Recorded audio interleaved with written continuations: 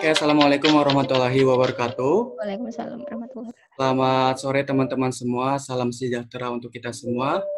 Selamat beribadah puasa buat teman-teman yang sedang menjalani ibadah puasa. Selamat datang di ruang berbagi, di ruang berbagi aliansi satu visi. Dan kali ini kita akan membahas tentang kekerasan berbasis gender seksualitas via online. Yang biasanya kita ketahui kalau KBGS itu melalui tidak online ya, maksudnya face to face ya. Tapi kali ini kita akan membahas bagaimana kasus KBGS ini secara online. Nah, kita sudah ada Kalia yang berasal dari Rifka Anissa yang pernah pernah menangani kasus KBGS ya, Kak. Iya, benar. Jadi di Rifka Anissa itu beberapa kali pernah menangani atau mendampingi teman-teman yang mengalami kekerasan berbasis gender dan berbasis gender seksualitas online. Dan kali ini kita akan membahasnya dan mengupasnya secara tajam.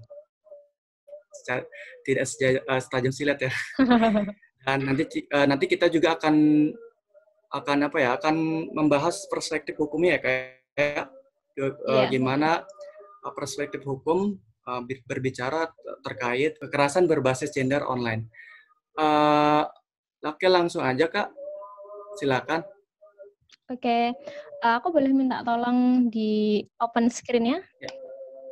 Oke, teman-teman kenalin dulu ya, nama aku Amalia Rizkyarini. Aku biasa dipanggil Lia. Untuk saat ini emang aku kerja di Rifka Anissa sebagai konselor psikologi. Sudah hampir jalan 3 tahun ini ya. Jadi mungkin hari ini kita akan membahas kekerasan berbasis gender online yang sebenarnya sih mungkin kekerasan ini sudah ada sejak beberapa bulan atau beberapa tahun terakhir ini gitu ya, semenjak ya kemajuan IT, teknologi seperti itu. Cuman memang kemudian kekerasan ini muncul menjadi, kalau di Rifka Anissa ini muncul dan jumlahnya menjadi sangat banyak ketika kita menghadapi situasi pandemi gitu. Jadi judulnya kali ini yang ada di slide aku kan Kris Tengah Kemajuan Teknologi pada masa pandemi. Slide ini aku persembahkan untuk teman-teman yang join di hari ini gitu. Next Kak. Oke. Mungkin teman-teman ada yang sudah tahu ya kalau kekerasan berbasis gender itu apa ya? Kalau kekerasan berbasis gender itu ada kekerasan yang dialami seseorang yang didasarkan oleh seks atau gender, dan itu biasanya terjadi secara offline. Kalau yang kekerasan berbasis gender biasa ya, jadi terjadi secara offline, tatap muka, face to face, jadi bertemu secara fisik gitu. Nah, kemudian kalau kekerasan berbasis gender online itu kekerasan berbasis gender yang biasa itu kemudian difasilitasi oleh media teknologi dan informasi, misalnya entah itu di sosmed atau di platform-platform digital, misalnya Facebook kayak atau Instagram kayak atau ya platform lainnya lah yang kemudian menjadi media yang mungkin awalnya itu bukan media untuk melakukan kekerasan ya pasti. Tapi karena ada media itu, seseorang jadi terfasilitasi gitu untuk berbuat jahat. Dalam hal ini adalah kekerasan berbasis gender kayak gitu. Oke, next Kak. Nah, ini aku melihat dari kasus Rifka selama WFH. Jadi Rifka Anissa itu mulai WFH sejak 16 April ya. Sejak 16 April hingga mungkin ini sudah berjalan hampir 6 minggu ya, sudah berjalan hampir 6 minggu, kita menerima 6 kasus KBGO, kekerasan berbasis gender online, dan ini kebanyakan usianya 16 sampai 30 tahun, tapi hanya yang di atas 25 tahun hanya 1 orang. Jadi kalau ikut definisinya teman-teman ASV, jadinya di bawah 24 tahun kan kita masih disebut remaja ya, jadi korbannya kebanyakan adalah para remaja. Sebenarnya ketika melihat kasus ini tuh silent gitu loh. Silent dalam artian ketika mereka melaporkan pengaduan ya, mengadukan bahwa mereka mengalami kekerasan berbasis gender online, kejadiannya sebenarnya sejak sebelum pandemi gitu. Sejak sebelum pandemi, entah misalnya tahun 2019 kayak atau Januari Februari tahun 2020 ini, pokoknya kejadian itu sebelum pandemi. Tapi mengadukannya pas ya saat pandemi ini gitu. Ketika Rifka membuka layanan pertama waktu itu, layanan online pertama yang banyak mengakses adalah ini loh remaja-remaja ya usia-usia di bawah 25, di bawah 24 tahun. Ternyata oh ini KPGU ini fenomena, fenomena gunung es ya. Lah pengaduannya aja selama masa pandemi. Melihat dari ritme ini sepertinya yang kita dapatkan ya informasi dari para remaja ini ya adalah gini, remaja kok dulu nggak ngelapor sih padahal kekerasannya udah terjadi beberapa tahun belakangan gitu ya. Misalnya mereka yang hidup dalam toxic positivity, toxic relationship gitu. Jadi atau kekerasan dalam pacaran. Mereka udah mengalami kekerasan itu sudah sejak lama. Namun ini sayangnya mereka kok ini ya baru lapor ya gitu. Oh ternyata ketika masa pandemi kan nggak hanya Rifka ya, lembaga-lembaga lainnya membuka layanan online. Layanan online ini jadi media yang menurut aku itu nyaman buat remaja itu ngakses gitu. Jadi karena layanannya online, mereka lebih nyaman anak remaja ini daripada bertemu tatap muka. Karena ya mungkin takut stigma juga bisa, kemudian atau apa namanya, malu gitu. Terus ya remaja masih sibuk dengan kuliah atau sibuk dengan sekolah. Jadi kemudian mereka tidak ada waktu untuk mengakses lembaga layanan yang ya bukannya itu di jam-jam kuliah dan di jam-jam sekolah gitu. Jadi karena ada media online, oh karena aku nggak perlu tatap muka nih, jadi aku lapor gitu. Nah itu sih, jadi kita lihat dinamikanya dan ternyata remaja ini lebih nyaman ketika karena kekerasan berbentuk online dan remaja itu lebih nyaman ketika melakukan pengaduan atau konsultasi juga secara online. Nah, selama 6 minggu ini sudah ada 6 kasus. Ini baru 6 minggu ya dari 16 Maret sampai akhir April. Biasanya 6 kasus ini kita dapatkan dalam waktu 1 tahun atau 6 bulan gitu. Tapi kali ini baru 1 bulan aja udah 6 kasus. Jadi oh ternyata emang meningkat banget nih. Dan rentang usianya tadi yang sudah seperti aku sebutkan antara 16 sampai 30 tahun, tapi yang terdata sampai sejauh ini 5 orang itu berusia di bawah 24 tahun dan 1 orang berusia di atas 25 tahun. Dan sebagian besar memang mereka itu pelajar dan mereka itu mahasiswa gitu. Jadi yaitu tadi kendalanya adalah ketika ingin melakukan pengaduan harus tatap muka itu terbentur oleh jam kuliah dan juga jam sekolah gitu. Next Kak. Oke, mungkin kita ini akan belajar ya bentuk-bentuk dari kekerasan berbasis gender online. Kita kalau aku sih ambil pedoman dari SafeNet ya, itu salah satu ini ya, kayak organisasi yang dia melindungi hak-hak digital dari warga ASEAN gitu. Jadi domisilinya ada di Bali waktu itu.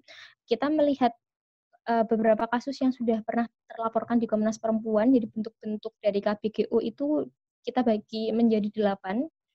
Yaitu pertama cyber grooming atau pendekatan untuk memperdaya korban. In case kasus yang pernah aku tangani cyber grooming ini biasanya pernah dialami remaja waktu itu dia mahasiswa, baru mahasiswa tingkat pertama di salah satu perguruan tinggi di Yogyakarta. Cyber grooming-nya adalah pertama dia ini sih ya kenalan biasalah chattingan gitu kan. Terus kemudian minta dong pap foto kamu dong gitu. Pertama minta pap foto ya pap foto biasa aja gitu. Tapi kemudian karena ini terus berlanjut akhirnya si pelaku ini mengarahkan korban untuk melakukan ini, gerakan atau pose-pose tertentu yang itu dikirim ke pelaku, terus kemudian atau kalau nggak dikirim ya misalnya live gini, dia men-screenshot fotonya korban gitu, tanpa seizinnya korban. Jadi, dia memperdaya korban, memperdaya secara psikologis juga ya, karena ketika ada kekerasan berbasis gender, itu korban biasanya dikontrol. Dikontrol, apalagi kekerasan berbasis gender online ya. Kontrolnya nanti seperti apa akan kita jelaskan selanjutnya. Oke, kemudian nomor 2 itu ada cyber harassment atau pelecehan online. Ini biasa banyak banget ya dialami oleh, orang-orang berpengaruh atau influencer-influencer atau mungkin bahkan kita, atau mungkin teman-teman terdekat kita. Misalnya dia memberikan, apa ya, komentar yang kemudian merendahkan perempuan atau membuat konten-konten yang itu ya merendahkan salah satu jenis kelamin gitu atau salah satu gender gitu. Terus nomor 3 ada hacking atau peretasan ya, teman-teman tahu ya hacking, ini kayaknya lagi heboh juga ya yang data Tokopedia dibobol. Kemarin kami juga heboh, itu ya. Jadi data-data kita bisa diretas oleh ya hacker yang kita juga nggak tahu itu siapa. Kemudian konten ilegal, bentuk-bentuk konten ilegal yang kemudian sering masuk ke Rifka Anissa itu biasanya konten-konten pornografi yang kegiatan hubungan seksual yang direkam tanpa seizin korban dan kemudian di-upload di salah satu, apa ya, website gitu sih, yang sering banget, aku dapetin dari klien-klien kami. Terus pelanggaran privasi, next ke, 5 ya, itu ada pelanggaran privasi. Kalau pelanggaran privasi di sini biasanya yang pernah aku temui itu bentuknya kayak doxing gitu. Jadi ada orang yang menanyai kamu secara detail, namamu siapa, nama lengkap, alamat, nomor HP, tanggal lahir, pokoknya identitas-identitas kita secara personal, itu diambil oleh dia, kemudian digunakan untuk kepentingannya dia, entah itu untuk apa ya, entah itu untuk kejahatan atau untuk pengajuan hutang, bahkan itu pernah terjadi. Jadi padahal dia nggak merasa hutang nih, tapi kok di akun m-banking dia kayak dapat hutang nih gitu. Itu gara-gara akunnya diretas. Gimana, Kak? Ya, lanjut. Lanjut ya. Terus ini nomor 6 ya, ada ancaman penyebaran foto atau video. Ini parah sih, ini gila, banyak banget. Mungkin teman-teman tahu kasusnya siapa ya namanya, Jibril yang mahasiswa UGM yang tahun kemarin ya, kayaknya pernah bikin heboh karena menyebarkan video, eee, konten-konten pornografi kepada orang tua korban, yang kemudian kasus ini emang sampai diangkat beberapa kali oleh media nasional. Ya seperti itu banyak banget ya, motifnya adalah balas dendam atau untuk mengontrol, untuk mengendalikan, seperti itu. Terus kemudian yang ketujuh ada pencemaran nama baik nih. Kalau pencemaran nama baik biasanya ya teman-teman tahu ya gitu, si pelaku ini menjelekkan kita melalui akun-akun sosial media kita, atau dia mungkin menggunakan platform lain untuk meruntuhkan kredibilitas seseorang gitu. Nah, terus yang terakhir ada rekrutmen online. Mungkin teman-teman juga tahu nih, banyak kan media-media online kayak Jobstreet, terus ID Jobs, LinkedIn, ya hal-hal semacam itulah pokoknya yang buat lowongan pekerjaan yang kemudian sering banget tuh kita dapat undangan untuk wawancara, dari perusahaan abal-abal gitu. Kita diundang untuk datang ke sana, embel-embelnya ada lagi bisa kita dapat email nih. Aku pernah tuh hampir kena kayak gitu, dapat email, nanti uang transport akan kami ganti setelah Anda tiba di sana gitu. Cuman agak aneh aja gitu ketika dapat email, ini kok ini perusahaan apa ya, kan dia tidak menjelaskan perusahaannya, tapi justru meng-highlight uang transport dan sebagainya. Jadi membuat kita tergiur untuk datang wawancara, tapi kalau misalnya kita datang, ya kita nggak tahu kita akan dipekerjakan apa di sana. Dan yang sering kami temukan gitu kok di Rifka Anissa, rekrutmen online ini kemudian jatuhnya adalah eee, remaja-remaja juga sih yang kemudian dijebloskan ke ranah prostitusi tanpa dia sadar, tanpa dia tahu gitu. Next, Kak. Jadi jatuhnya penipuan ya, Kak? Iya, heeh, benar, penipuan. Mhm. Nah, kalau itu tadi bentuknya, sekarang kita coba kenalan sama aktivitasnya ya dari KBGO itu, aktivitasnya apa. Yang pertama doxing. Doxing itu seperti yang aku udah sebutin tadi, menggali informasi kita dengan tujuan jahat. Aku pernah nih dapat klien, mungkin, nanti aku akan lebih banyak cerita ya. Dia mahasiswa tingkat awal juga. Dia kenal oleh seseorang lewat akun, apa ya, mungkin semacam Tinder gitu, akun dating. Semacam Tinder tapi bukan Tinder apa gitu namanya, aku lupa. Lewat akun itu kemudian mereka bertukar nomor handphone dan saling chatting-an dan bertukar beberapa akun sosial media lainnya. Kemudian, si pelaku kan dapat informasi pribadi korban nih, pelaku itu membuat akun baru, akun palsu, bukan fotonya dia, tapi memasukkan nomor HP-nya dia, alamat-alamat email-nya dia, kemudian akun-akun sosial medianya dia. Jadi si klien aku ini sampai dihubungin berkali-kali sama beberapa orang gitu yang dia nggak kenal, dan kemudian itu, ya dilecehkan lah, dia juga mengalami pelecehan, ya itu sangat membuat nggak nyaman ya, itu sih kalau doxing. Kalau sexting, nah ini Mungkin teman-teman tahu ya, berkirim pesan atau foto video seksual melalui room chat. Uh, ini banyak banget nih kasusnya. Jadi biasanya ini di hubungan yang ya, dalam ranah kekerasan dalam pacaran ya, kalau yang dialami remaja tuh. Di sini klien itu kalau yang pernah aku tanganin, dia ya awalnya sih biasa ya, WA-an biasa gitu kan. Terus lama-lama kok maaf gitu, misalnya si pelaku menunjukkan foto kemaluannya gitu, atau si korban diminta untuk, "Up dong foto kamu nggak pakai baju," gitu ya. Pokoknya hal-hal yang seperti itu yang kemudian berlanjut di room chat atau di room aplikasi gitu. Terus, nah yang ketiga ada revenge porn. Kalau revenge porn ini yang kita highlight adalah balas dendam. Motif balas dendam dalam hubungan pacaran. Nah, motif balas dendam ini biasanya dilakukan oleh para pelaku.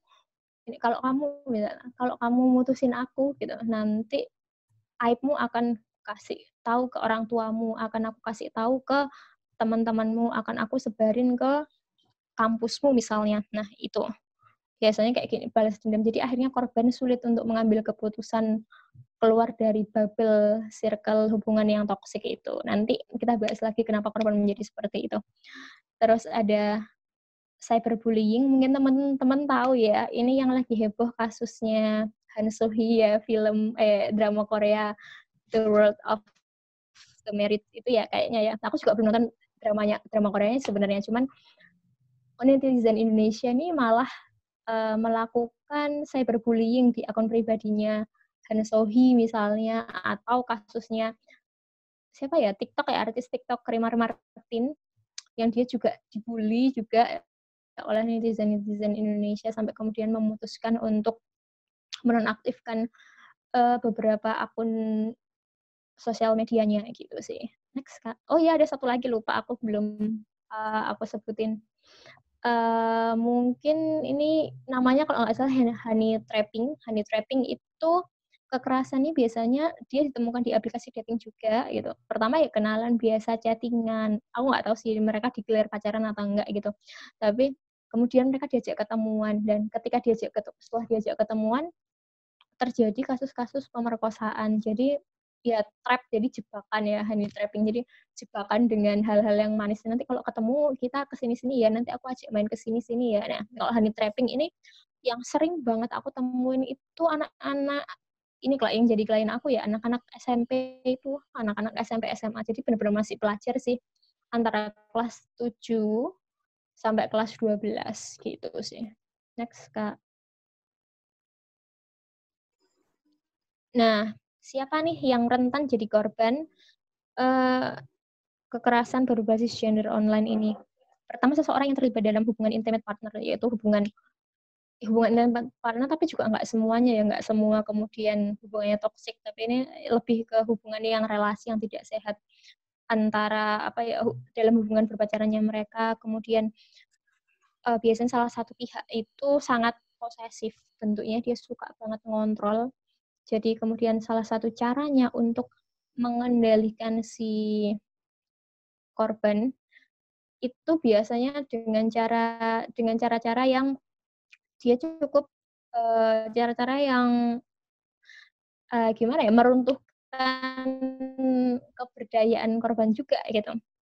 Jadi mengontrol berkali-kali. Kemudian yang kedua itu ada juga orang-orang profesional yang sering terlibat dalam ekspresi publik. Contohnya nih, itu aku ada beberapa foto ya gitu. Yang paling atas ada Suli FX yang ya saat idol Korea yang cukup miris ya, meninggal karena bunuh diri karena dia mendapatkan cyberbullying terkait keputusan dia atau banyak hal yang terjadi dalam hidupnya itu yang kemudian uh, dikritik oleh para fans. Kemudian juga ya pokoknya selain dikritik oleh fans, mereka juga benar-benar ya tuntutan sebagai idol itu menurut aku kalau di Korea sangat nggak realistis ya. Tapi aku juga tidak tahu nih apa sih sebenarnya yang kemudian membentuk masyarakat Korea itu dibiasakan oleh tuntutan yang tidak realistis. Kemudian ketika ada idol, seolah idol ini juga harus jadi sempurna nih gitu. Si Sule ini kan juga pernah declare bahwa kemudian dia jadi feminis, dia dihujat lagi oleh netizen gitu kan. Ya, artis-artis seperti ini memang rentan ya untuk dapat cyberbullying dan kekerasan berbasis gender online. Terus mungkin kasusnya Via Valen, aku lupa setahun lalu atau 2 tahun lalu ya, ketika dia speak up tentang pelecehan seksual yang dia alami, dia malah dibully nih sama orang-orang, sama netizen Indonesia Raya itu ya, Ya, malah dibully karena apa ya, masyarakat itu sebenarnya, ya aku bingung sih, masyarakat ini sepertinya memang belum siap gitu untuk menjadi terbuka terhadap isu-isu hak kesehatan seksual dan hak kesehatan reproduksi, dan belum terbuka terkait isu-isu gender. Jadi ketika seseorang speak up, dia malah dapat victim blaming nih, malah gak selesai juga nih kasusnya gitu. Nah, yang ketiga itu ada penyintas dan korban yang pernah mengalami kekerasan sebelumnya. Ini aku cerita based on my experience gitu. Jadi aku pernah punya klien, dia perempuan yang secara fisik berbeda dengan perempuan yang lain. Udah selama rentang hidupnya dari kecil sampai SMA kali ya sampai SMA dia mendapatkan bulian hanya perkara fisik. Jadi lebih ke body shaming ya gitu. Karena dia gemuk gitu.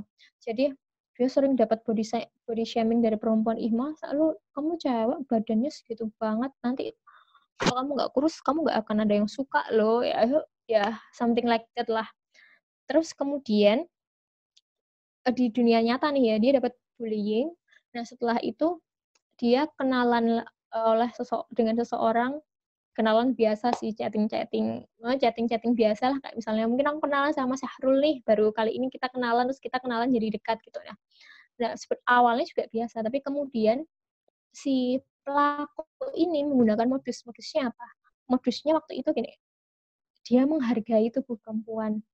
Gini, "Oh, kamu tuh tetap cantik kok meskipun meskipun kamu gemuk gitu, kamu tetap cantik kok meskipun kamu ini itu," gitu. Jadi, apa ya, wujud. membuat si cewek ini merasa dihargai itu loh. Nah, ketika dia sudah merasa dihargai, kemudian diperdaya sama pelaku. Nah, si pelakunya ini pertama minta foto dia nih, minta foto cekrek-cekrek gitu ya, "Pap, foto kamu dong." Iya, pertama foto pakai jilbab ya, klienku berjilbab. Cekrik gitu, biasa dikirim gitu. Besoknya lagi, "Lepas dong jilbabmu," gitu. Ya foto nggak pakai jilbab, udah dilepas. Kemudian, naik ini, "Pap dong foto kamu ini deh, lepas pakaianmu." Dilepaslah pakaiannya dia. Tapi masih pakai pakaian dalam ya, tapi masih pakaian dalam. Terus sampai akhirnya ini meningkat, kontrolnya semakin meningkat, meningkatnya dalam artian ya dari yang awalnya minta foto yang kamu masih pakai baju lengkap, terus lama-lama minta video kamu nude gitu, kamu telanjang tidak menggunakan pakaian.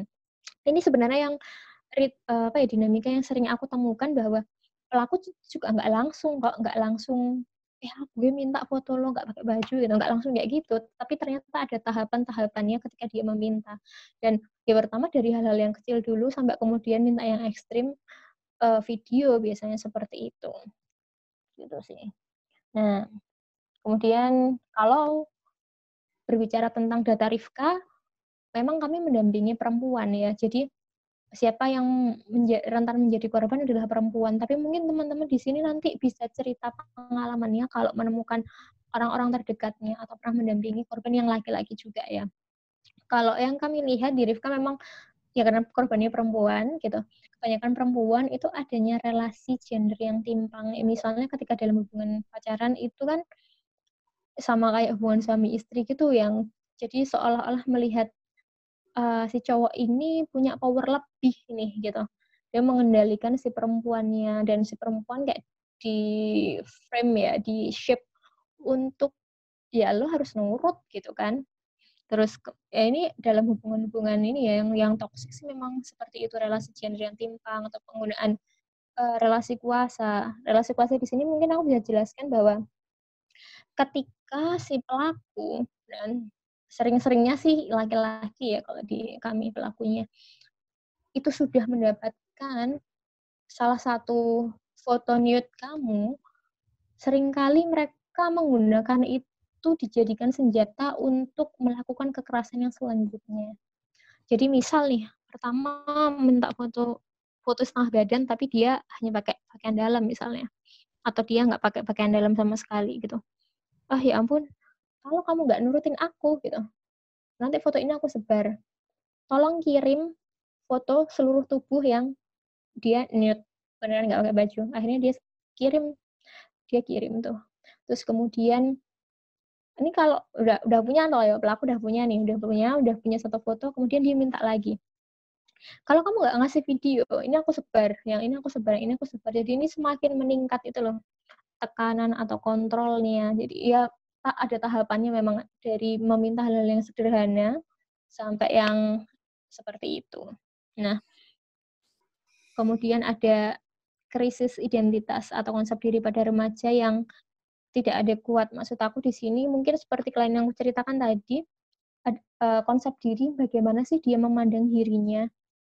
Itu yang kemudian di sini ketika kita tidak punya kemampuan untuk melihat diri kita, yang menghargai diri kita secara lebih, itu kita akan mudah ini sih, kayak klienku itu mudah melambung ketika dipuji orang gitu kan, terus kemudian dia menjadi sangat rentan. Tapi sebenarnya kita kalau melihat fakta ini, setiap orang aku yakin tuh punya kerentanan untuk menjadi korban juga gitu loh. Tapi ketika kita, merawat kesadaran dan kita dibekali oleh pengetahuan-pengetahuan tentang misalnya tentang ini ya, tentang kekerasan berbasis gender, kekerasan berbasis gender online, hak kesehatan seksual reproduksi. Ketika kita punya pengetahuan lebih tentang itu, kita tidak mudah terperdaya dan kita justru punya posisi tawar untuk menandingi pelaku juga gitu. Gitu sih. Terus kemudian ini, mengapa sih perempuan rentan jadi korban? Ya kita tahu ya kalau misalnya di sosial media yang secara online itu misalnya kasusnya yang siapa ini, Via Valen itu aja yang dia speak up, dia malah dibully.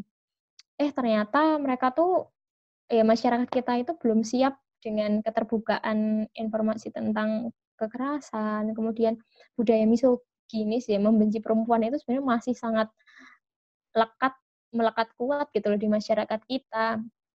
Terus kemudian ya mungkin teman-teman tahu beberapa kasus ya, netizen Indonesia tuh kalau ada kasus ya nyeleneh dikit, terus kita sibuk untuk, "Woi bikin video klarifikasi," iya nggak sih? Kayak kan gitu. Nah, aku pernah nih dampingin klien juga gitu. Dia ngalamin waktu itu ngalamin perkosaan gitu. Nggak sengaja sih kayaknya, salah satu temennya itu bikin thread di Twitter dong, dan di-retweet banyak orang. Akhirnya banyak orang yang, eee, waktu itu pertama berpihak pada si korban, "Oh iya kasus kayak gini nih harus diangkat lalala," ya dan sebagainya. Intinya tweet pertama itu positif gitu. Tapi yang selanjutnya ada netizen lain yang kemudian, "Ah pasti lu cuman pansos doang," gitu. Klien aku tuh dituduh pansos. Ternyata klienku setelah aku tanya dia nggak tahu kalau ceritanya dia tuh jadiin thread sama temennya di Twitter dan beneran jadiin pansos. Lalu si klienku didesak untuk melakukan klarifikasi itu loh. Ya kalau misalnya lo bener ngalamin, ya lo harus klarifikasi, ngomong aja gitu. Jadi biar pelakunya itu juga muncul gitu. Ya kalau misalnya lo nggak berani nunjukin muka lo nggak apa-apa deh gitu. Yang penting ada rekaman suara yang bisa kamu publis gitu loh. Kalau kamu emang bener sebagai korban dan kamu mengalami kekerasan, ya kayak gitulah gitu.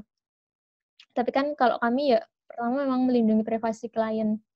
Kami tidak menyarankan karena masyarakat kita belum siap ya kali gitu. Ini kejahatan bukan bukan kayak kamu nyolong mangga tetangga sebelah rumahmu gitu loh, tapi kejahatan yang sampai pemerkosaan dan kamu harus klarifikasi, menunjukkan mukamu gitu ataupun suaramu. Jadi ini malah kalau misalnya dia melakukan itu, ya kita khawatir akan terjadi hal-hal yang lebih buruk. Jadi terkadang media massa itu media massa ketika masyarakatnya belum siap juga jatuhnya akan membahayakan perempuan juga ketika dia melakukan klarifikasi. Bisa aja dia malah makin dibully ya kan gitu. Betul. Next, Kak. Nah, ini aku bahas pelakunya dulu ya. Motifnya apa sih gitu? Balas dendam itu kalau hubungannya pacaran ya. atau cemburu buta itu sering banget, atau marah untuk mengontrol, atau juga ini pemaksaan, ini yang aku temukan kemarin barusan, pemaksaan hubungan seksual yang tidak diinginkan korban. Jadi aku pernah ada klien yang dia diajak pacarnya untuk melakukan hubungan seksual tapi dia nggak mau gitu. Akhirnya si pelaku minta, "Oh, kalau kamu nggak mau, kamu harus kirim video. Kamu nggak pakai, kamu harus mengirimkan videomu yang telanjang seperti itu dan gerakan-gerakannya dikendalikan oleh pelaku." Itu sebagai bentuk ancaman untuk korban. Nah, aku sih bingung ya untuk kadang memahami pelaku nih rumit juga ya gitu. Aku melihat dari aspek psikologis ya, bahwa begini, pelaku-pelaku kekerasan seksual, kekerasan berbasis gender yang dilakukan secara online, intimidasinya itu online, terus kemudian, apa ya, selain intimidasi online, apa ya, dia itu sebenarnya tidak memiliki kemampuan yang cukup, dia nggak punya keterampilan sosial yang baik dalam hubungan dia dengan orang lain gitu loh. Contohnya seperti apa? Kalau misalnya dia belajar selama hidupnya ya, dari kecil sampai gede, kita anggaplah 20 tahun gitu, kan dia harusnya tahu ya cara nggak nyakitin orang, cara nggak bikin orang sedih, cara nggak bikin orang terluka. Nah, dia ini nggak punya keterampilan-keterampilan itu gitu. Nah, si pelaku ini juga mengalami krisis sebenarnya yang kemudian membuat dia rentan untuk menjadi pelaku gitu. Kalau yang kasus-kasus KDP, kekerasan dalam pacaran yang posesif biasanya terlihat seperti itu. Jadi si pelaku ini orang posesif ya, posesifnya kan kalau dulu mungkin posesif bisa yang offline lah, posesif biasa tanpa kamu menunjukkan apa ya, tanpa menggunakan media sosial lah pokoknya gitu. Nah, kalau ini posesif itu difasilitasi oleh media sosial, salah satunya dengan mengirimkan foto-foto atau pesan-pesan sexting seperti itu.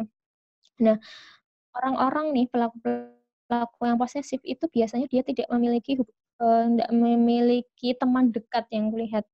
Terus kemudian dia krisis kepercayaan dirinya itu rendah, dia krisis kepercayaan diri ya. Jadi gini, misal ya contohnya ketika si cowok itu pede atau si pelaku itu pede dengan dirinya sendiri, sebenarnya dia itu nggak akan merasa ketakutan kalau pasangannya itu diambil orang gitu. Karena apa ya, pasanganku nanti akan balik ke aku kok, karena kan aku tuh lebih, anggaplah ya kamu lebih baik atau kamu enak diajak ngobrol atau sebagainya. Nah, tapi ketika dia nggak pede, dia aja nggak, ya dia ada unfinished business dengan dirinya sendiri ya, dia nggak selesai dengan dirinya sendiri, kemudian dia ketika memegang sesuatu atau memegang suatu hubungan, dia kan ketakutan ketika pacarnya itu lari atau pergi atau menduakan atau selingkuh. Nah, cara supaya membuat pacar ini tidak melakukan hal-hal yang dia tidak inginkan, dia akan membuat pacarnya ini tergantung, membuat pasangannya tergantung, kemudian mengontrol karena dia takut kehilangan karena dia nggak pede aja gitu loh. Itu mengontrolnya dalam bentuk-bentuk, biasanya kalau yang sejauh ini sih banyak yang kemudian online. Jadi misalnya nih, kamu diambil fotonya tanpa sengaja, terus kamu diedit kepalanya kamu, mukanya kamu, tapi badannya bukan kamu gitu. Itu sering sih terjadi seperti ini. Iya. Mhm. Nah, terus tujuannya apa sih gitu kan? Menyakiti secara psikis dan mengontrol itu jelas. Eee, mengontrol ini banget ya, memang jelas banget ya, karena ya orang yang nggak pede dengan dirinya sendiri, itu kadang, aduh, dia ini ya melakukan gertakan-gertakannya via online ya. Kalau yang sering aku temukan gini, ini real case. Jadi saat mereka mengancam untuk menyebarkan, sebenarnya mereka juga takut sih gitu untuk benar-benar menyebarkan itu, si pelaku-pelaku ini juga takut sih sebenarnya karena wong dia aja, apa ya, nggak trust dengan dirinya sendiri gitu, nggak berani untuk mengambil sikap gitu. Tapi kok dia mau ngancam orang lain gitu, itu yang sering kutemukan. Dari berapa ya, kayaknya yang tahun kemarin itu ada kalau tahun lalu itu kita ada 6 6 atau 7 kasus online juga. Dari 6 itu ada 1 orang sih yang disebarkan, yang lainnya tidak gitu loh. Tapi melihat dinamika dinamika yang terjadi selama ini yang aku dampingi, emang orang yang nggak punya kekuatan, yang nggak punya power untuk show up ya, menunjukkan dirinya di depan orang lain, ya mereka beraninya cuma lewat dunia maya gitu loh. Nah, itu menunjukkan power untuk melemahkan korban ya, terus kemudian mendapatkan sejumlah uang. Nah, ini mendapatkan sejumlah uang ini, aku pernah nih ada klien nih, aku ceritain aja ya. Dia pelakunya mantannya, kalau kamu nggak ngasih aku duit, gue akan sebar gitu. Sampai mungkin teman-teman tahu berapa uang dia, anaknya cukup, korban ini cukup ini ya, berduit juga sih. Bisa buat beli satu motor. Wow. Oh, benar itu bisa beli buat satu motor hanya karena dia ketakutan ya dikontrol oleh pelaku. Nah, dan transaksinya ini juga bukan transfer dan nggak bertemu tatap muka. Kalau tatap muka kan dia mudah ya sebenarnya gitu. Tapi malah dia pelakunya nggak, mantannya ya nggak bertemu tatap muka. Dia mintanya via apa coba? Dikirim via Gojek. Jadi GoSend itu loh. Supaya apa? Kalau misalnya kasus ini dilaporkan, itu nggak ada bukti. Kalau transfer kan ada bukti ya. Misalnya dia transfer tanggal berapa, jumlahnya berapa, itu kan ada bukti yang bisa dicetak. Nah, kalau ini enggak gitu. Jadi via GoSend gitu. Itu sih. Next, Kak. Nah, ini dampaknya aku juga, ini cuman bulu konah, bulat kotak panah. Jadi psikis itu jelas. Bentuk dari kekerasan ini adalah mengontrol, jadi meruntuhkan kebahagiaan diri korban. Ini aku pernah ya minta klien untuk udah sih blokir aja gitu. Keputusan untuk memblokir itu juga susah banget loh buat korban. Takut banget dia untuk ngeblokir. Karena apa? Alasannya adalah nanti kalau dia beneran nyebarin gimana Kak gitu. Hal-hal seperti itulah gitu. Sampai beneran dia susah untuk memblokir. Jadi secara psikis dia kesulitan untuk mengambil keputusan. Karena korban itu kan merasa direndahkan, jadi kehilangan kepercayaan dirinya karena ya ibaratnya gini deh, aku kasih contoh teman-teman membangun sebuah benteng gitu dari tumpukan batu bata. Nah, kemudian benteng itu mengalami kekerasan, dilempari oleh batu. Lama-lama kan runtuh nih, retak, dan runtuh gitu lama-lama. Nah, itu loh yang terjadi di korban-korban kekerasan berbasis gender. Ketika dia semakin sering mendapatkan kontrol, semakin sering mendapatkan kekerasan, kepercayaan dirinya itu runtuh. Jadi kemampuan dia untuk mengambil solusi, mengambil keputusan, itu jadi sangat lemah. Jadi psikis ini sangat berpengaruh ya. Ketika dia kemampuan untuk mengambil solusinya sangat lemah untuk memutuskan, ya udah deh aku blokir aja. Itu aja sangat berat. Ya ini akan sulit untuk keluar dari circle kekerasan berbasis gender online ketika kamu benar-benar sendirian. Dia benar-benar nggak ada teman, kecuali kalau dia ada teman. Nah, kemudian kecenderungan-kecenderungannya dia menjadi psikosomatis atau mengalami sakit-sakit yang misalnya mahnya ada di kampus setiap hari, asam lambungnya naik, atau asmanya kumat gitu ya. Itu sebenarnya dari psikisnya, terdampak dari psikologisnya. Terus beberapa klien yang aku temukan dia pernah suicide thought, kepikiran untuk bunuh diri, terus juga karena susah untuk mengekspresikan ke orang lain atas pengalaman tidak menyenangkan yang dia alami, dia melakukan self harm. Jadi mungkin kalau teman-teman pernah nonton 27 Step of My, tantangan himpunan sayatan, nah itu aku pernah ngeliat itu, dan benar-benar banyak banget.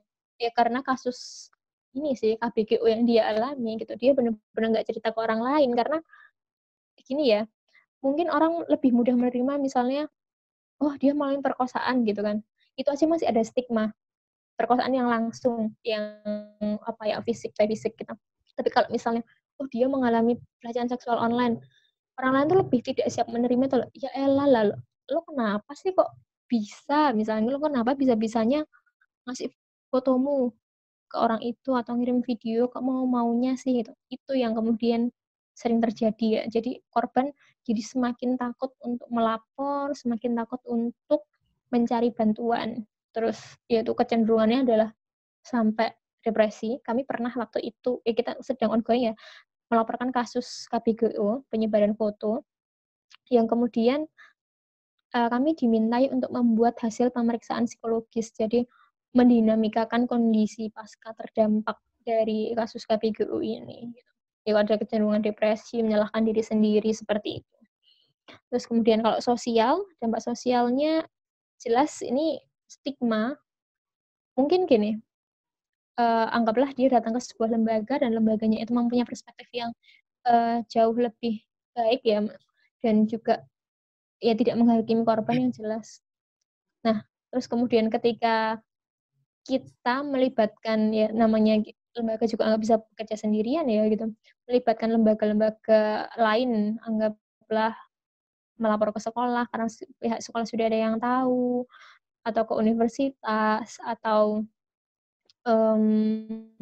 mungkin penegak hukum bahkan, dia dapat stigma, tetap aja dapat stigma dan disalahkan juga lagi sebagai korban. Ini aku sering banget sih nemuin yang kayak gini benar-benar terjadi. Akhirnya uh, kadang ketika kita sudah berusaha rapat-rapat untuk menjaga privasi korban, tapi ketika melibatkan organisasi atau lembaga lain, malah merekanya yang ember, jadi korbannya lagi malah jadi reviktimisasi lagi, jadi korban lagi untuk beberapa kali, gitu sih. Nah, dari dampak ekonomi itu, ini aku juga cerita lagi sih. Aku namanya klien, dia seorang model di salah satu PH di Jogja. Dia itu pernah sih diedit sih sama mantannya, fotonya jadi nude gitu. Nah, terus ketika dia waktu itu udah lepas dari hubungan itu, dia diancam kalau kamu nggak ngirim uang, kamu akan aku ini deh akan aku teror terus gitu. Nah, pelaku ini neror si korban dari mana? Dari Instagram. Nah, masalahnya Instagram si klienku itu dia ikut kayak paid promote yang misalnya kamu jam sekian harus upload, kemudian kamu akan dapat fee kalau followermu udah sekian, kamu akan dapat fee kalau kamu udah menjual berapa produk dari Instagram gitu kan. Nah, yang jadi masalah adalah terornya di Instagram dan pelaku benar-benar tahu Instagramnya korban. Ketika korban bikin akun berkali-kali, ya tetap aja gitu, pelaku tahu aja. Nah, dampak ekonominya adalah akhirnya si korban menutup semua akunnya dan dia nggak punya pemasukan. Ini juga cukup, aku juga miris juga ya gitu. Aku pernah juga ada korban nih. Asalnya sih sebenarnya bukan KBGU awalnya, KDP, dan itu offline. Terus kemudian setelah putus, si korban ini jualan pakai apa sih, Shopee kayaknya, kalau nggak salah pakai Shopee. Pelaku membeli produk dengan jumlah yang sangat banyak, kemudian dibatalkan oleh korban. Jadi rate-nya dia langsung turun. Nah, ini dampak ekonomi juga seperti itu, gitu, sampai segitunya gitu. Beberapa korbanku bahkan ketika terornya ada di sosmed, dia harus menutup sosmednya. Pernah ada yang dia kerja jadi MUA, makeup artis, sampai akhirnya dia nggak promote di IG sama sekali, padahal dulunya laris banget, dia benar-benar matiin IG dan beralih ke profesi yang lain, ya gara-gara ancaman dan teror dari pelaku, gitu sih. Terus ada hukum ya, kalau hukum mungkin nanti Kak Sahrul bisa nambahin ya. Hukum ini karena pasalnya pasal karet, jadi juga kurang berani untuk menjelaskan, mungkin yang lebih kompeten dan tahu hukum ya. Jadi rentan untuk itu loh, justru dikriminalisasi korban. Mungkin kalau kita tahu kasusnya Ibu Baik Nuril ya, yang dia yang korban, malah dia yang dihukum, malah dia yang dipenjara gitu. Terus hukum juga ini cukup sering kami hadapi. Susah itu gini, ketika levelnya baru ancaman, itu nggak bisa dilaporkan ya Kak ya? Ya, Nah, terus sebenarnya kalau misalnya memang dari si korban merasa dia terancam, bisa sih Kak, bisa dilaporkan. Kalau Soalnya yang beberapa kasus yang saya temui ini juga ada teman-teman dari di Bekasi juga pernah diancam kayak misal pemerasan seperti itu, ya bisa dilaporkan. Cuman memang lagi-lagi kendalanya adalah teman-teman tidak berani untuk melaporkan gitu. iya, benar. Oke. Nanti mungkin Kak Sarul nambahin ya yang dihukum ya. Kita next dulu ya Kak. Apa sih yang bisa kita lakukan ketika kita menjadi korban dari cybercrime? Nah ini, pertama kita tenang ya, dan tidak menyalahkan diri sendiri. Ya kita harus take a break dulu, kadang juga harus berjarak dari sosial media. Ini penting banget sih. Karena aku tuh pernah ya sampai ini loh, nge-uninstalin Instagramnya klienku. Bener-bener aku uninstall karena ketika aku coba minta untuk, udah lo gak usah buka Instagram aja gitu. Dia nggak buka Instagram. Tapi kan kadang itu chat ya karena Instagramnya masih nyantol di HP itu ya. Jadi ada rasa penasaran untuk aduh buka ya, buka nggak ya. Beneran dia buka. Nah, ketika dia buka, ternyata dapat DM lagi teror. DM yang isinya teror. Akhirnya dia keluar dari ruang kuliah datang ke Rifka Anissa. Ya nangis-nangis juga sih karena ada ancaman itu dan itu berulang kali sampai akhirnya oke, kamu tarik nafas dulu gitu kan. Ya udah kita selesaiin satu-satu gitu kan. Akhirnya bukti itu aku kumpulin, buktinya aku kumpul ya, aku screenshot-in, sementara IG-nya aku uninstall dulu. Ya. Terus itu nyambung ya nomor 2, simpan dan amankan alat bukti percakapan ataupun yang berkaitan dengan kejahatan. Misalnya kamu pernah transfer nih, transfernya disimpan, atau kamu screenshot nih korban, pelakunya di screenshot-in nih teksnya, screenshot-in. Cuman yang jadi susah adalah gini, kadang korban ini nggak kepikiran juga ya untuk men-screenshot karena mungkin terlalu jijik gitu, atau dia terlalu ketakutan, udah cemas sendiri kan, itu kan sering terjadi. Nah, kita bisa misalnya ya bukti itu gimana pun memang harus dikumpulin sih masalahnya. Jadi bisa kalian simpen di flash disk yang lain. Jadi setelah kalian screenshot-in dari HP itu simpen di flash disk yang lain atau folder yang lain yang sekiranya itu jauh dari pandangan mata kalian. Nanti kalau misalnya pengen ngelaporin itu tinggal dibuka lagi gitu. Kami tuh sering kesulitan di barang bukti karena korban udah keburu ngehapus itu loh. Jadi apa yang dilaporkan? Jadi nggak ada yang bisa dilaporkan karena nggak ada barang buktinya gitu selain pengakuan korban gitu. Itu yang kemudian jadi kendala kami. Terus Oh, ceritakan pada berarti dari sekian banyak kasus ya Kak, aku menanya. Berarti dari sekian banyak kasus yang tadi disebutkan sama kalian, teman-teman teman-teman korban di Rifka Anissa itu tidak sampai ke ranah hukum ya Kak? Karena itu terkendala dengan alat bukti dan lainnya ya? Iya, benar banget. Kita sering kali terkendala oleh alat bukti dan kalau di Jogja itu kan yang menerima yang ada SDM-nya ya, yang ada SDM-nya untuk melaporkan kasus-kasus ITE itu baru di Polda DIY, jadi levelnya di provinsi. Kalau yang di Polres itu belum ada SDM-nya gitu. Terus juga beberapa buktinya itu susah karena ini loh, mereka udah ngehapus toh klien-klien ini dan juga ketika kita berhadapan dengan hukum kadang ya perspektif penegak hukumnya ini juga bikin ngelus dada nih, kayak misalnya, ya kan belum Betul. disebarin gitu. Jadi nggak susah untuk proses lanjut itu beberapa yang sering kamu temukan seperti itu. Jadi tantangannya adalah ketika kita berhadapan dengan perspektif penegak hukum yang benar-benar challenging itu ya gitu. Terus korban juga kalau ini ya mungkin bisa ya mencatat kronologi kejadian secara tertulis, usahakan runtut kejadiannya, ini biasanya bisa kami upayakan ya. Tapi kalau untuk bukti itu memang kadang ya gimana ya, namanya juga dia juga nggak tahu harus berbuat apa ya. Jadi setidaknya ketika misalnya kita dapat informasi di ruang berbagi hari ini, kalau ada kasus yang seperti itu, kita bisa ini loh ngasih preventif atau tindakan kuratif kalau misalnya hal itu sudah terjadi di teman-teman kita gitu. Nah, kalau ngerasa resah gitu bisa menghubungi lembaga-lembaga yang menangani kasus kekerasan gitu. Bisa misalnya ya kayak di Jogja ada LSM atau di lembaga-lembaga milik pemerintah, semisal P2T, P2A gitu yang dia menangani kasus-kasus kekerasan berbasis gender gitu.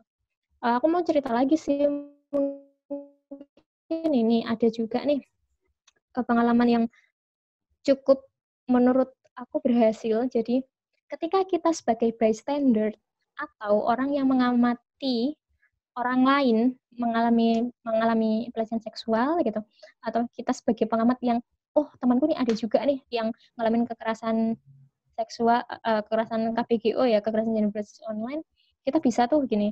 Pertama, apa yang bisa dilakukan bystander? Menenangkan korban. Karena korban itu kadang ini ya, aku pernah ya ada klien yang dia benar-benar aduh bingung gitu kan. Tapi temannya kemudian mengambil alih.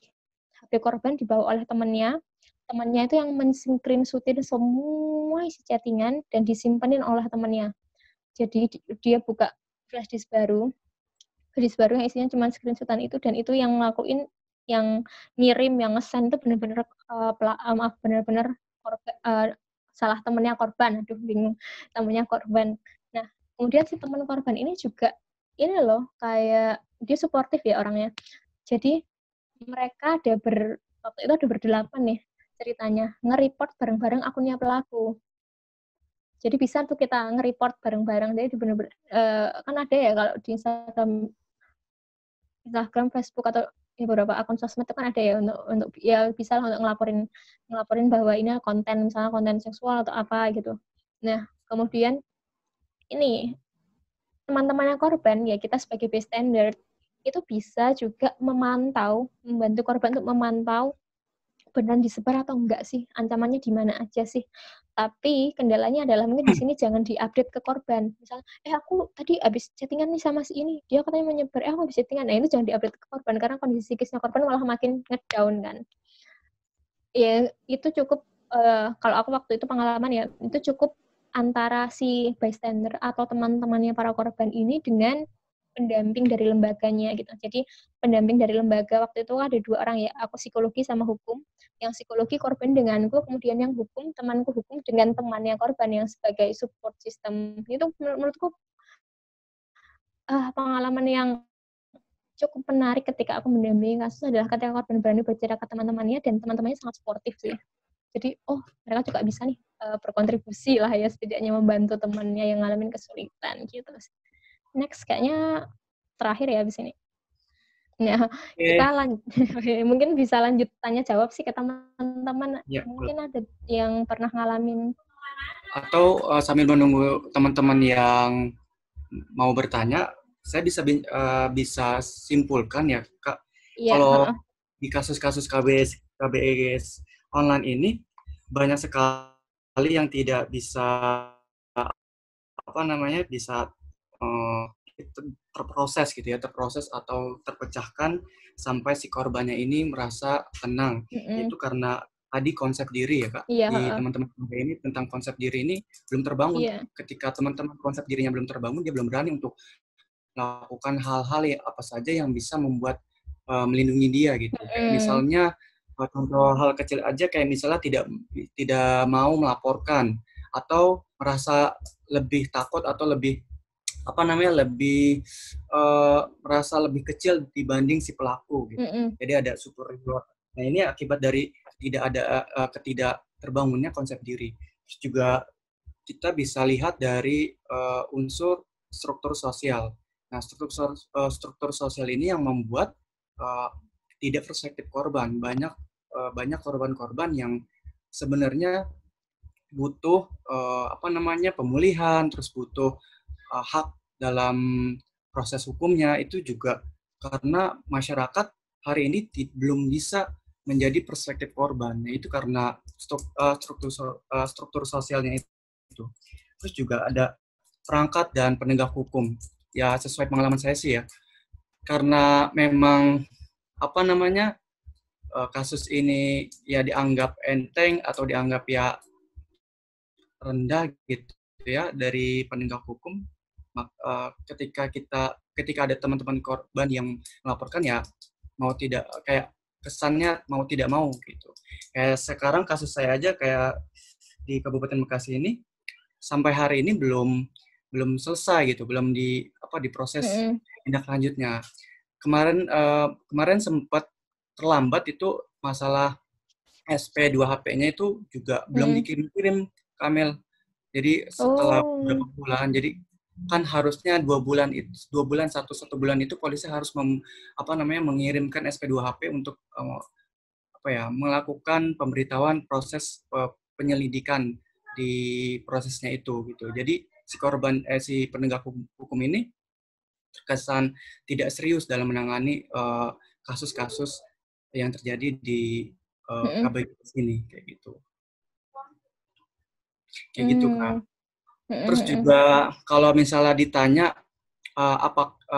bagaimana sih perspektif hukum dalam penanganan KBGS ini, kalau kita ulas yang tadi ya, pembagian KBGS. Ini aku mau pecahkan dulu. Nah, iya, mungkin Kak Sarul bisa menjelaskan hukumnya ya, Kak ya? Ya. Nah, di poin cyber harassment dan atau pelecehan seksual atau grooming itu teman-teman bisa dilindungi dengan perlindungan hukum di UU nomor 19 tahun 2016 itu ada di pasal 27 ayat 1. Nah, itu teman-teman nggak harus, sebenarnya sih teman-teman nggak harus hafal undang-undang sih sebenarnya. Sekarang teman-teman bisa mengakses gadget, teman-teman bisa menjadi bisa mengandalkan gadget untuk melaporkan ketika teman-teman mengalami KBGS atau ada teman-teman yang teman-teman yang mengalami KBGS. Nah, ini teman-teman bisa memproses hukumnya di pasal ini seperti itu. Terus juga ada tadi online pencemaran nama baik ya kayak. Iya, pencemaran nama baik. Nah, pencemaran nama baik ini juga kita sudah diatur sebenarnya, tapi hari ini kita hanya bisa mengandalkan Undang-Undang ITE, Kak. Oh. Iya, kita hanya mengandalkan Undang-Undang ITE. Sebenarnya di KUHP kita ada penjelasan tentang tidak penjelasan sih tentang yang bersentuhan dengan pelecehan seksual. Tetapi di situ lebih ke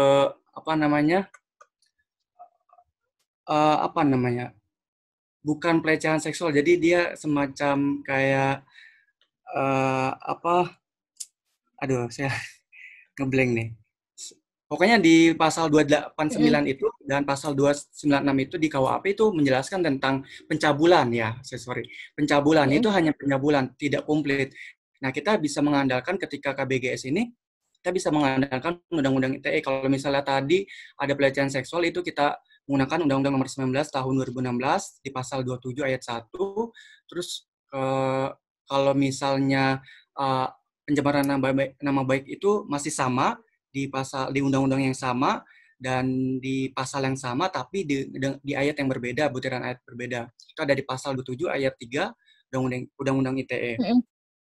Nah, itu bunyinya kalau nggak salah, setiap orang dengan sengaja dan tanpa hak mendistribusikan dan atau mentransmisikan atau membuat dapat diakses informasi elektronik dan atau dokumen elektronik yang memiliki muatan penghinaan dan atau pencemaran nama baik. Nah, di poin itu teman-teman bisa melakukan pengaduan secara hukum. Terus juga ada di poin hacking peretasan. Nah, peretasan ini juga bisa dilaporkan teman-teman. Itu di pasal 30 ayat 1. Itu juga dijelaskan jelas tentang peretasan. Itu ada bunyinya, setiap orang dengan sengaja dan tanpa hak atau melawan hukum mengakses komputer dan atau sistem elektronik milik orang lain dengan cara apapun. Terus ada banyak poin-poin di situ, ada butiran 1, 2, dan 3. Nah, teman-teman bisa melakukan. Nah, terus Kak, karena hari ini korban-korban di KBGS di kisaran umur masih SMP dan SMA, nah itu juga bisa pasal berlapis, Kak. Kita bisa UPA ya? Ya, betul. Kita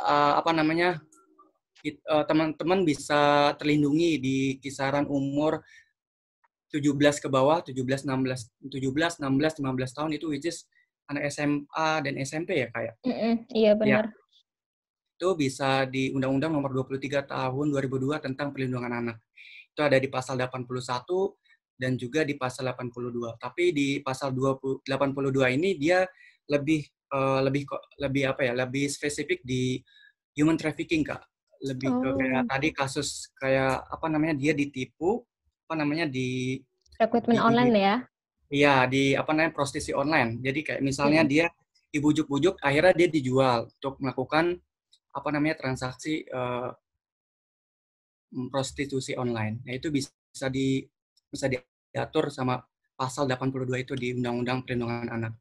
Dan juga bisa diatur juga di Undang-Undang Human Trafficking. Itu berat banget hukumannya. Bisa paling lama itu 15 tahun, paling singkat 3 tahun. Terus ada dendanya itu sekitar 300 juta. Nah, itu. Terus kalau misalnya ada pelaku, dia masih anak, masih remaja, terus juga apakah dia bisa diproses secara hukum? Jawabannya bisa. Dia bisa diatur di Undang-Undang nomor 11 tahun 2012 tentang sistem peradilan anak atau UU SPPA. itu teman-teman, ketika ada teman-teman yang menjadi korban dan pelakunya ini masih berumur anak, masih di kisaran 8 anak ini perspektifnya adalah 18 tahun ke bawah ya. Karena di Undang-Undang Perlindungan Anak yang disebut anak itu anak yang seseorang umur di kisaran 18 tahun ke bawah. Which is kan 17, 16 sampai kandungan. Itu bisa dilindungi dengan sistem bukan dilindungi, diproses. Si pelakunya ini bisa diproses di Undang-Undang SPPA gitu. Jadi kalau misalnya si pelakunya anak ini bisa diproses sebenarnya Kak. Seperti itu. Nah, terus kalau misalnya ditanyakan tadi Kakak sempat ulas tentang sebenarnya KBGS online ini bisa nggak sih korbannya adalah laki-laki? Nah, sepanjang pengalaman saya, saya belum perkenalan diri ya. Saya lupa. Saya Syahrul, saya kebetulan paralegal di LBH Apik Jakarta, dan saya sudah beberapa kali menangani kasus tentang KBGS ini yang bersentuhan dengan KBGS. Nah, saya punya pengalaman di salah satu korbannya ini adalah laki-laki Kak. Dia masih berumur 15 tahun, anak SMP. Nah, itu dia pernah dichat oleh gurunya, dikirimkan alat kelamin, penisnya. Nah, itu akhirnya si keluarganya, orang tuanya tidak terima, akhirnya dia melaporkan. Nah, itu bisa dijerat juga. Tuh. Dan si pelakunya pun masih remaja, sekitar 24 tahun, dia guru. Gitu. Jadi tidak menutup kemungkinan teman-teman laki-laki juga bisa menjadi korban kekerasan berbasis seksual via online. Iya, benar-benar banget. Seperti itu. Jadi itu aja. Teman-teman ada yang bertanya kayaknya deh. Ini jawab di chat aja ya. Coba aku jawab ya. Ini Kak mau tanya gimana caranya atau tips kita apabila gebetan atau pacar kita meminta foto kita tanpa pakaian dan kata mereka sebagai ungkapan sayang gitu Kak gitu. Nah sekarang gini, teman-teman itu kan punya gini, mungkin teman-teman bisa tegas ya kepada diri teman-teman sendiri gitu. Kalian punya prinsip misalnya aku tidak pernah akan membagikan fotoku gitu, foto di sini yang mungkin yang rentan foto-foto telanjang ya kepada orang lain, even itu gebetan kamu sendiri, terus ya apapun deh pokoknya hal-hal yang sekiranya itu mengurangi posisi tawarmu sebagai korban gitu. Jadi gini aja memang tegas ya, kalau aku nggak mau gitu. Nah kalau misalnya bilangnya gini, ya aku nggak mau gitu. Kalau kamu ketika kamu memang mengatakan kamu sayang denganku atau kamu cinta denganku, seharusnya kamu bisa menghargai apa yang menjadi keputusanku. Nah keputusanku saat ini adalah aku tidak mau. Tapi kalau misalnya kamu beneran maksudnya tetap maksa gitu ya, kamu tetap memaksaku untuk meminta, artinya kamu malah tidak menghargai privasiku, tidak menghargai keputusanku gitu. Dan coba dipikirkan lagi, itu jangan-jangan toxic relationship lagi ya kan. Ya, sebenarnya gitu kemarin udah bahas tentang itu ya. Bener. Saya tanya lagi ya. Bagaimana terkait akun-akun yang spill identitas pelaku dan akhirnya malah jadi bullying untuk pelaku kekerasan seksual. Apalagi kalau nanti malah dilaporkan balik pencemaran nama baik. Mungkin nanti Kak Syahrul bisa nambahin ya, mungkin yang di sini kan pelaporan balik terkait pencemaran nama baik. Kalau yang pengalaman yang pernah aku lakukan ketika mendampingi klien itu, ya memang ada kerentanan untuk dilaporkan pencemaran nama baik gitu. Tapi proses UU ITE ini kalau tidak salah di Polda Jogja itu juga waktu itu mendatangkan ini loh ahli bahasa. Jadi ahli bahasa tujuannya gini, misalnya nih aku ngechat Syahrul dengan menurut aku nih kata-katanya biasa aja, tapi kok dia baper malah dia merasa tersindir gitu. Apakah ini benar-benar pelecehan atau tidak? Ataukah ini benar-benar pencemaran atau tidak? Jadi prosesnya itu proses mencemarkan nama baik juga nggak semudah itu gitu loh. Iya. Ya nggak sih? Mungkin kamu bisa nambahin ya Kak ya. Terus halo Kak izin tanya, apakah ada salah langkah jika polisi dan pihak korban langsung mengirimkan laporan SPD kepada kejaksaan tanpa mempertimbangkan pertemuan kepada pihak keluarga? Mungkin nanti bantu aku jawab ya Kak Syahrul ya, ini yang terkait hukum lagi. Gitu sih. Oke. Aku serahkan ke Sahrul Ini lagi deh. juga ada pertanyaan lain nih. Rul, Oh ya. pertanyaan skip di atas siapa ini? Gesti, oke. Oh, ini Gesti juga ada pertanyaan. Halo Kak. Halo Kalia, terima kasih sudah Hmm. berbagi. Aku Gesti mau tanya gimana caranya untuk kita bisa kasih efek jera ke pelaku, apakah dengan report akun cukup? Maksudnya dengan mereport akun Mm-mm, mm-mm. pelaku ini apakah itu cukup gitu? Nah, iya itu nggak kedetek di sini. Jadi kalau untuk sebenarnya kalau lebih enak sih kalau kita ya lebih mantap itu ketika melaporkan. Tapi ketika melaporkan juga teman-teman perlu siap ya, siap dalam arti di sana siap secara psikologis juga ketika harus berhadapan dengan prosedur hukum nanti akan ikut BAP sampai sidang nanti mungkin ya bahkan terus kemudian cara membuat perilaku jera.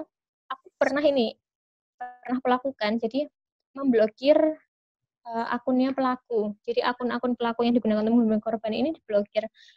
Kelihatannya itu simpel ya, ya udah sih blokir aja gitu.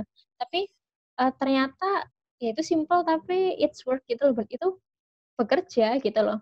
Jadi misalnya begini, ketika pelaku itu kan punya kebutuhan untuk mengontrol seseorang. Ya, ini aku menjelaskan dinamika psikologis ini jadinya. Pelaku itu punya kebutuhan untuk mengontrol seseorang. Nah, ketika cara dia menunjukkan power adalah dia dengan misalnya nyepam kamu, ngechat kamu dengan intimidatif, terus habis itu mungkin dia akan juga nanya-nanyain atau ya pokoknya kamu harus kirim foto ini sekarang jam sekian gitu. Kalau dia ngomong nggak bisa besok jam sekian gitu.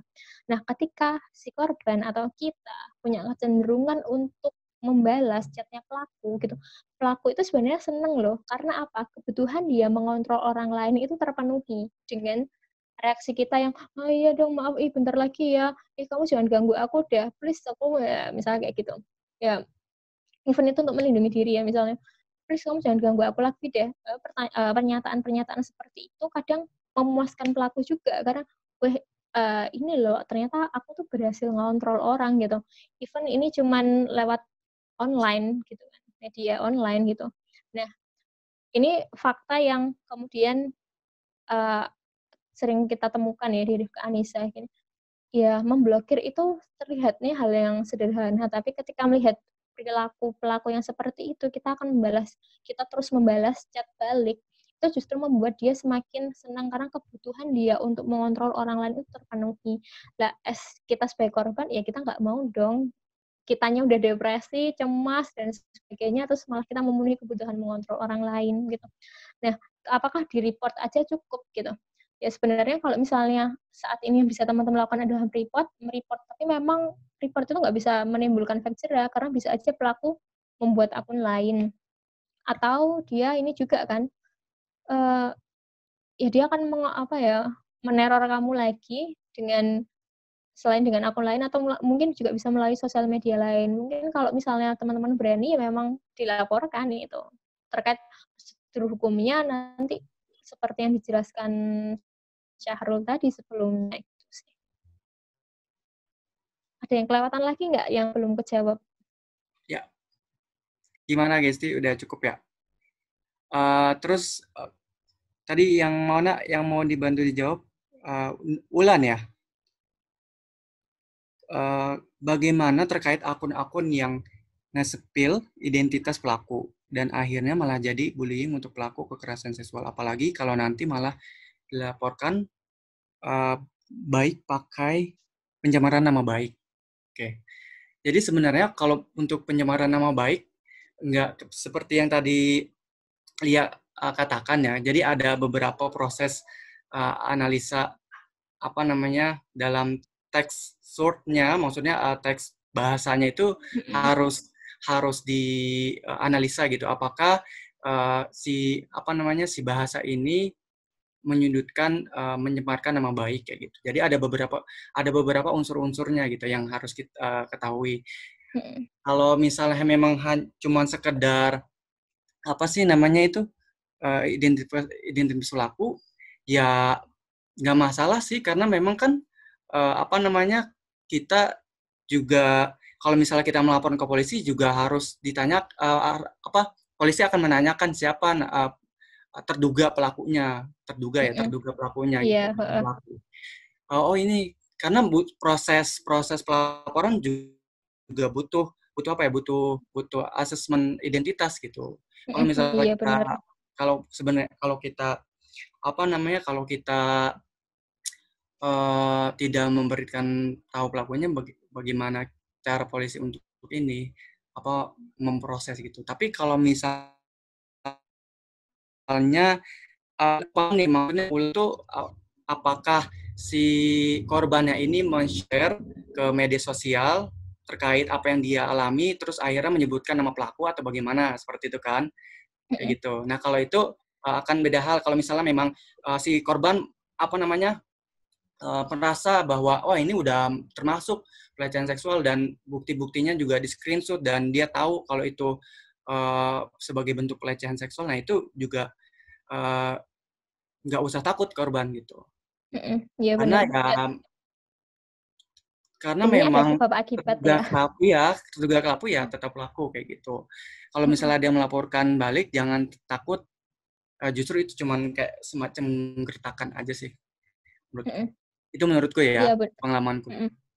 Iya Terus, benar sih, aku sepakat gertakan itu. Karena iya, memang ya orang tidak berani menghadapi orang lain di dunia nyata, makanya dia melakukan itu di dunia maya gitu loh. Ya, iya, dia iya, makin nggak berani sebenarnya. Dia aja insecure sebenarnya dengan dirinya iya, sendiri. Pelaku tuh kayak gitu ya, gertak-gertak sambal kadang yang memang sering kami temui. Jadi ya itu memblokir itu keputusan yang berat sih memang untuk korban ya, untuk korban.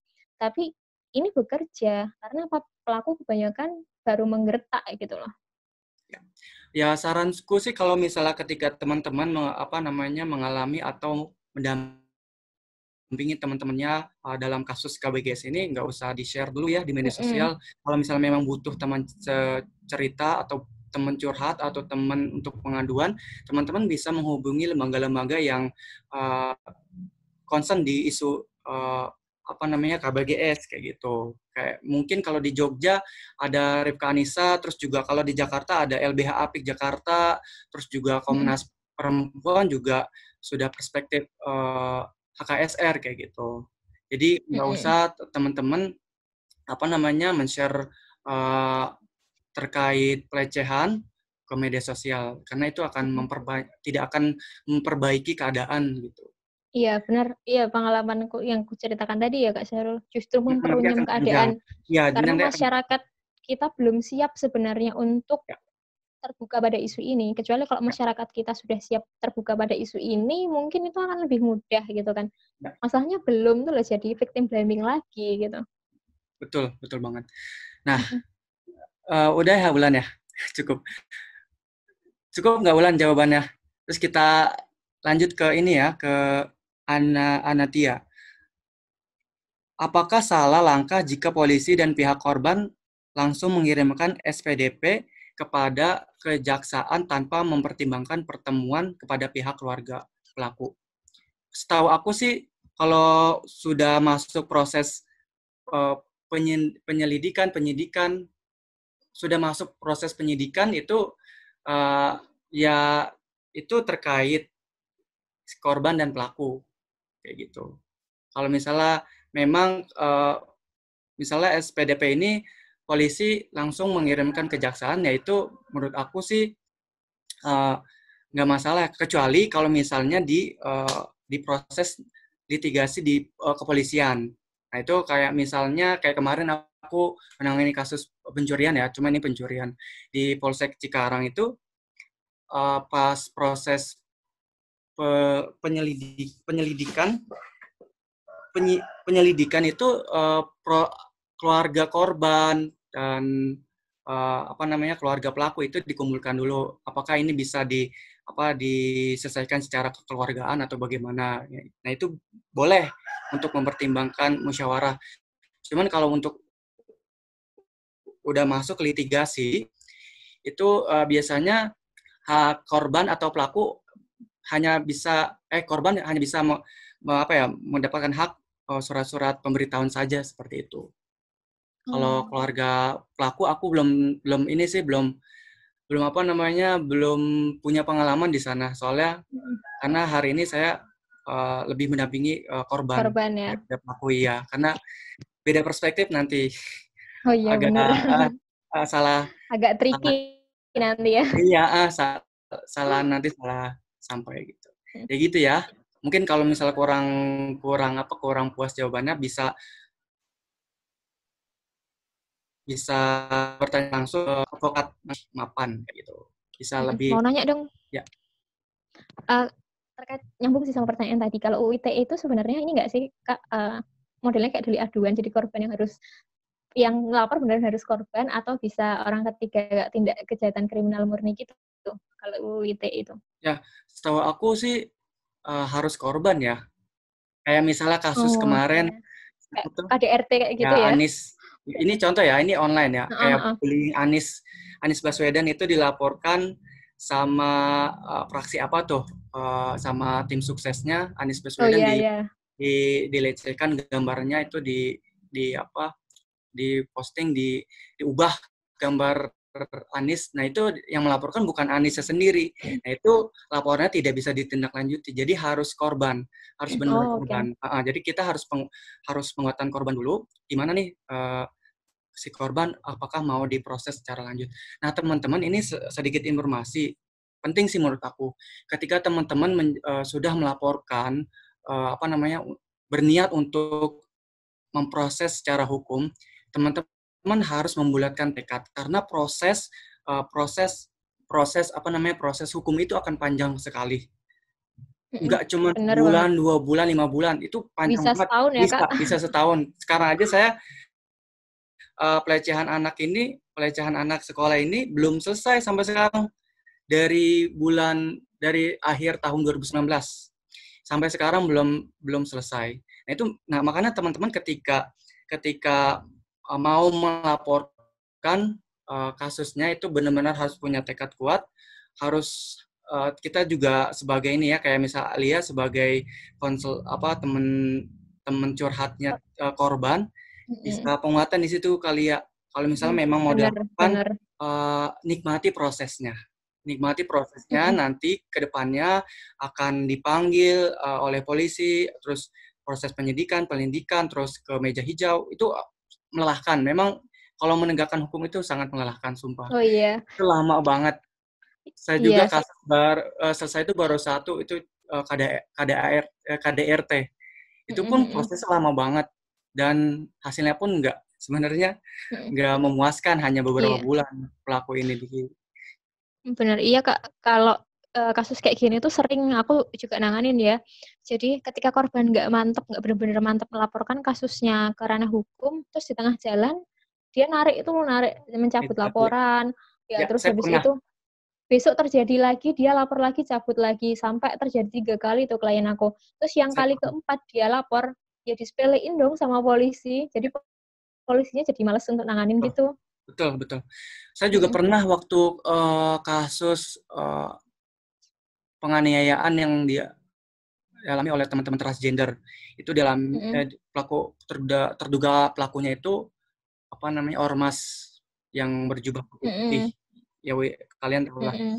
Itu prosesnya sudah hampir proses, udah visum, udah pokoknya sampai saya malam nggak tidur nemenin kasus dia gitu. Terus sampai akhirnya, ya Kak, kayaknya aku capek deh, nggak mau nganjurin proses, aku cabut laporan aja ya. Di situ yang membuat teman-teman apa ya, ya bener kata kali ya, menjadi poin penegak hukum. Ngapain sih lu ngelaporin, ini kan ternyata juga akan dicabut lagi laporannya. Itu teman-teman jadi Mm-mm. harus penguatan apa namanya tekad di awalnya ya, karena Iya benar. memang nggak gampang proses hukum itu. Iya, dan Panjang. cari lembaga bantuan Ya, hukum ya, misalnya kayak betul. LBHP atau FK Anissa, setidaknya ketika teman-teman didampingi oleh orang yang tahu dihukum gitu. Biasanya kita gini, H-1 sebelum BAP nanti kita akan briefing dulu Ya, ya. betul. Amin berapa sebelum sidang nanti kita briefing dulu, nanti kamu akan ditanyain ini, dijawabnya ini ya. Gitu. Jadi kita nggak sendirian gitu kayak, ya ampun gue ngapain ya kalau sendirian. Itu berat banget kalau sendirian, jadi perlu untuk ini jadi mencari bantuan itu emang penting gitu loh.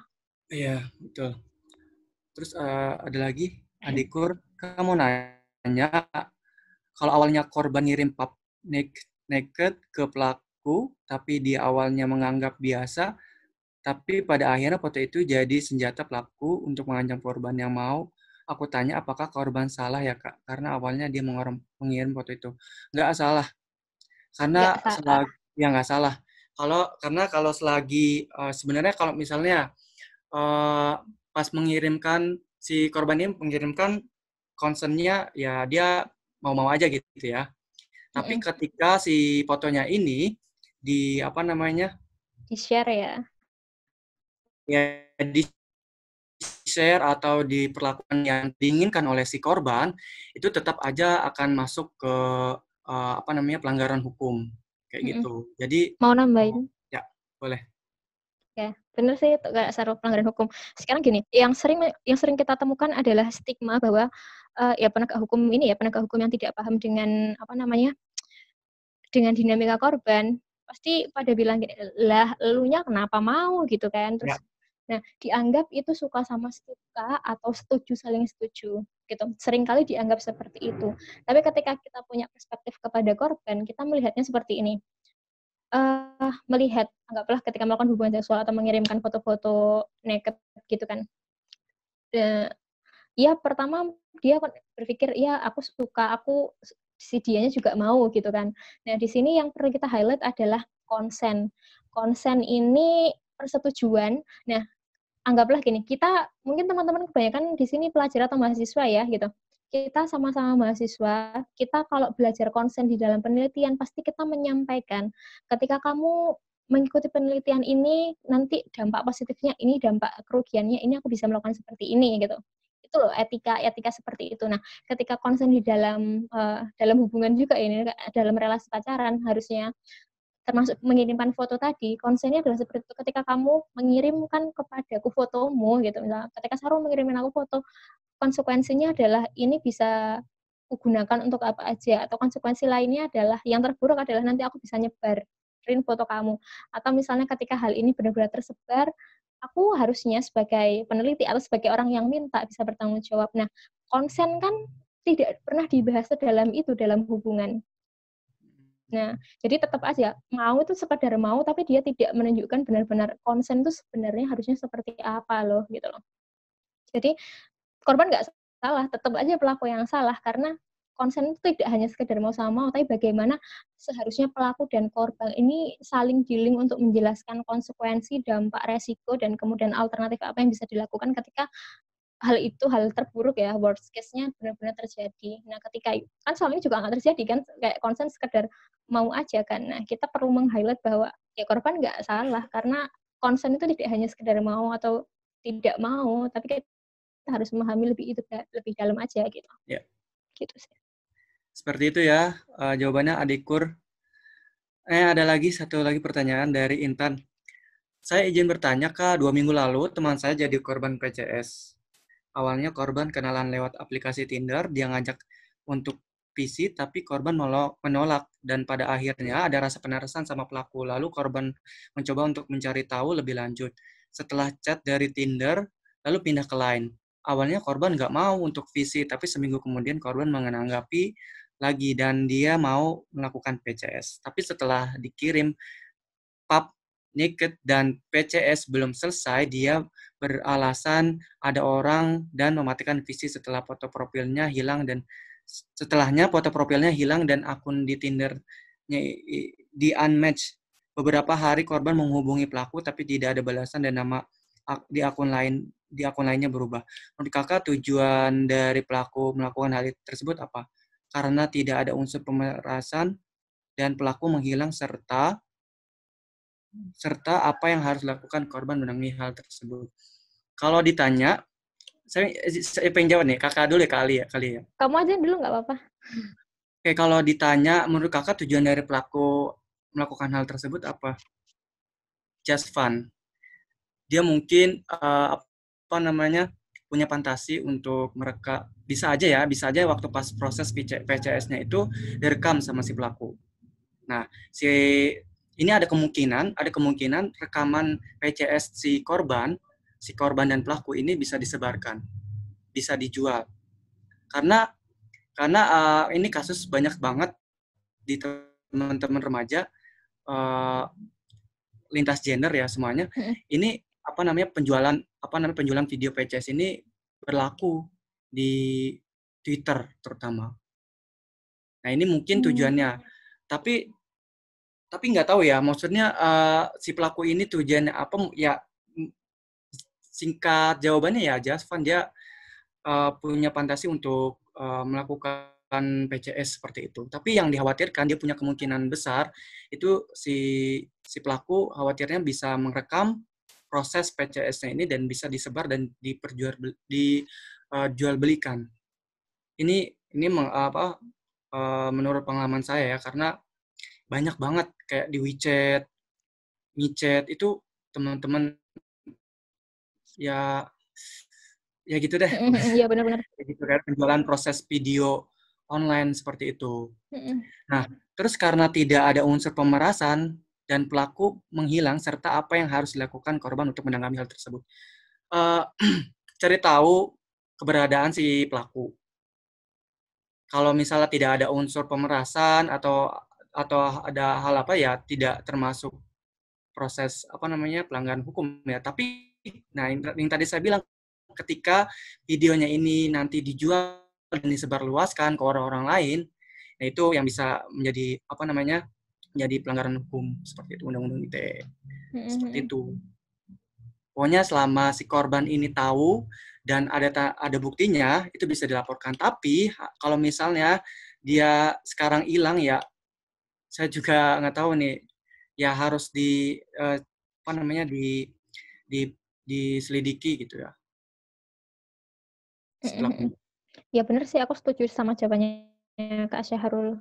Iya memang ada gitu yang kayak benar-benar just for fun, terus habis itu ngirim ya, bahkan ngirim di situs-situs tertentu itu loh, ya, kayak betul. XN apa gitu ya, Ya, situs-situs yang khusus pornografi ngejual itu. Terus apa sih yang harus dilakukan korban?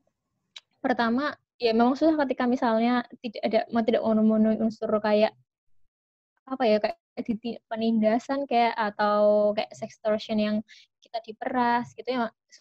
Susahnya adalah itu. Tapi kalau teman-teman emang bisa melaporkan kasus ini ke polisi, biasanya polisi itu kan punya itu ya kayak alat ya IT banget lah yang menyelidiki keberadaan pelaku di mana. Hal yang seperti itu kalau misalnya berani lapor, monggo silahkan dilaporkan. Tapi ketika misalnya teman-teman tidak berani lapor, paling tidak gini, teman-teman pasca kejadian atau sebelum kejadian ya sebenarnya lebih baik sebelum kejadian. Tapi kalau misalnya ini harus terjadi pasca kejadian, teman-teman bekali dengan pengetahuan tentang kejahatan digital.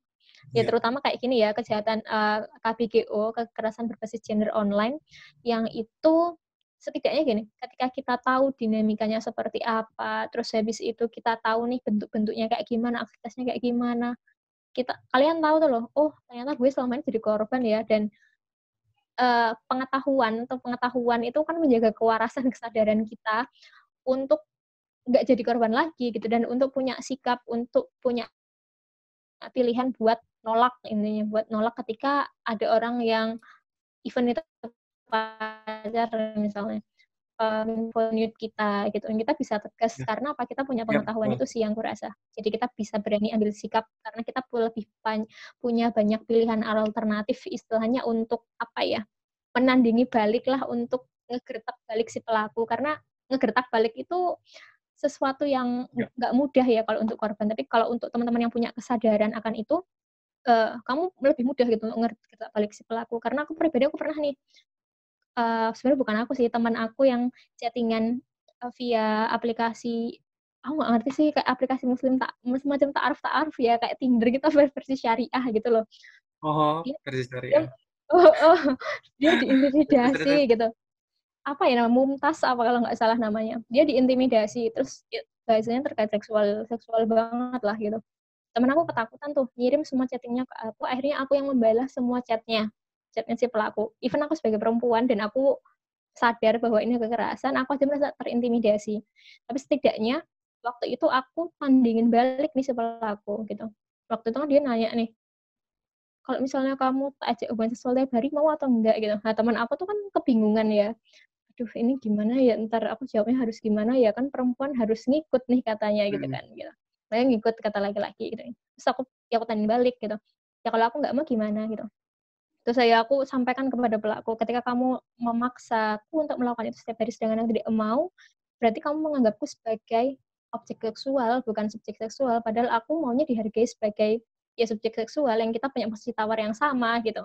Ya, Pak. Ya itu pokoknya tak ribet terus tuh loh orangnya. Jadi aku ribet terus pelakunya, akhirnya dia nggak ngeganggu temanku lagi. Ya itu poin penting adalah merawat kesadaran kita dengan pengetahuan, biar kita punya alternatif, kita harus jawab apa sama si pelaku kalau kayak gitu kan. Ya. Itu sih. Ya, pokoknya unsur yang terpenting dari pelecehan seksual itu adalah ketidakinginan atau penolakan, tidak ada concern gitu.